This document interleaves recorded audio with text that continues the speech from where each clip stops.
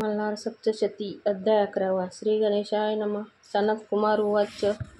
धृतमारीसी विजयी होऊन अतिशौर्य उन्मत्त होऊन मध्ये प्राशन करून मार्तंड भैरवासी दैत्य बोलत. दैत्य उवाच. मी मल्ल सांगतो तुझशी तुवा जावे कैलासासी. तू न पूर्वी माझ्या युद्धासी दैवहीन असे तू. सेवितो मी अनेक कुंजरी तू एक वृषभावरी. तू मजसी नसे सरी माझे भाग्य असे थोरी. तू गजचर्म पांघरसी दिव्य वस्त्रे परिधान अम्मासी. तू सर्पाची भूषणे लेईसी अम्म असती कांचनासी. सुवर्ण रज मिश्रित चंदन त्याचे मजसी लेपन. तूच भस्माचे उधळण असती चूर्ण सहित स्मशानाचे. सहस्र स्त्रिया अम्मासी एका वृद्ध असे तुझा पाशी. माझे राज्य स्त्री भुवनाशी मी असे थोर. म्हणे युद्ध करील मजसी लाज नाही तुझ्या चित्तासी.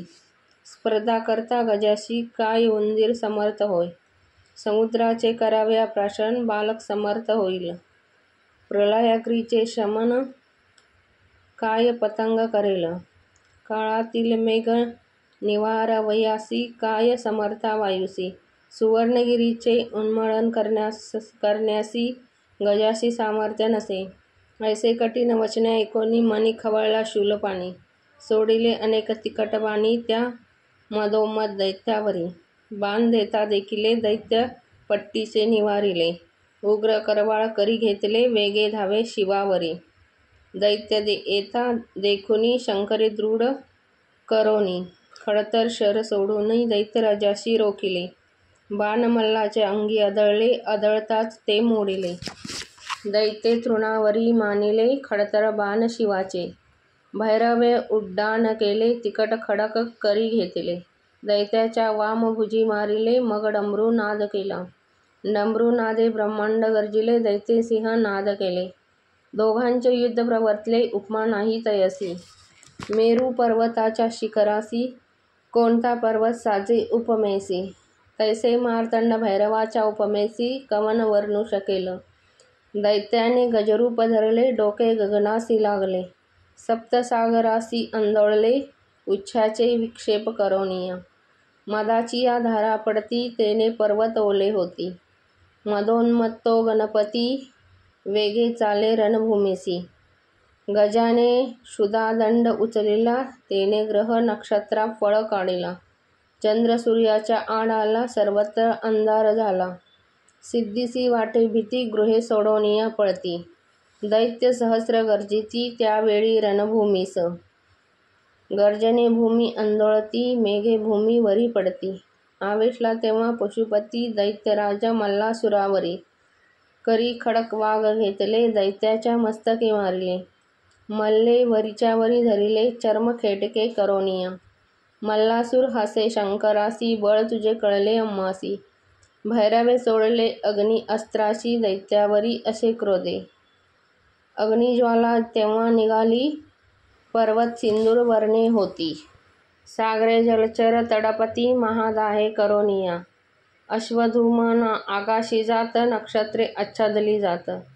चंद्रसूर्याची लोचने गळत त्या महाधुमा करोनिया. अग्निरथाशी जाळीत लोहाची चक्रे वितळत. वीरांचे टोपण तापत ते काढूनी फेकत. तयाचे शस्त्र भार तापले पायात चटके बसले. मस्तकाचे केश जळाले त्या महावीराचे. छत्रे चामरे ध्वज जळती काजळी होऊन पडती. अशी अग्नी अस्त्रे केली गती त्यावेळी रणभूमीची. अग्नीच्या दाहे करोनी रक्तवर्ण झाले गगन. मल्लासुराचे अंग तापून तडा तडा फोड उठती. शस्त्राचा प्रभाव थोर व्याकुळ झाला मल्लासूर. होऊनी धैर्याचा सागर सोडी मग पर्जन्यासी. मेघ आकाशी जमले मुसळधार वर्षू लागले. अग्नी अस्त्रासी निवारिले पर्जन्यधाराने रणभूमीवरी. मेरू अग्नी वस्त्रे तापला पर्जन्याने भिजविला. जणू वर्षा काळ पावला तये वेळी सर्वत्र. दैत्याची शस्त्रे अग्नी तापवली पर्जन्याने ती भिजवली. निश्चळ होऊन राहिली जणू सारे निशस्त्रे. पाषाण मेघ वर्षती जणू आकाश भूमी पडती. गणदानवाची मस्तके फुटती महापर्जन्य तो. महावीर ते घाबरले अश्वकुंजरा आड दडले. तुरंगे आकाशी उडाले पुडलिया चरणी करोनिया. मेघधारा वर्षती सर्वत्र जल पावती. प्रलय समुद्रा परी दिसती जलमय सारी रणभूमी. शस्त्रे झाली जली तरंती रथ असंख्यात बुडती. शव सर्वत्र वाहती जल प्रलय उडवला. शिवाने सैन्य बुडता पाहिले वेगी मारुतास्त्र सोडिले.